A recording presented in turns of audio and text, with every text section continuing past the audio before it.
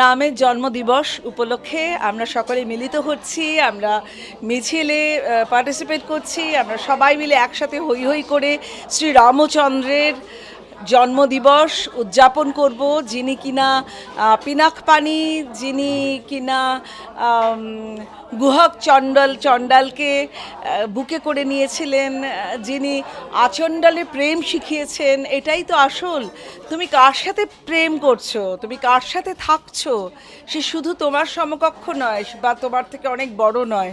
তুমি একদম নিচু তলার লোকের সাথে তুমি তাদের কোলে তুলে নিচ্ছ, তাদের আলিঙ্গন করছো, বানরের সঙ্গে মিতালি পাতাচ্ছ, গাছ এবং পাথর দিয়ে বড় বড় সুড়ঙ্গ তৈরি করে, বড় বড় ব্রিজ তৈরি করে তুমি ওই পারে পৌঁছলে লঙ্কায় রাবণ ধ্বংস করার জন্য। সো শ্রীরামচন্দ্র আমাদের কাছে শুধু একজন আইকন নয়, মানে আমাদের প্রত্যেকের মধ্যে একটা করে শ্রীরামচন্দ্র হোক, সেই প্রতিজ্ঞায় আমরা কালকে পথ হাঁটব। নমস্কার।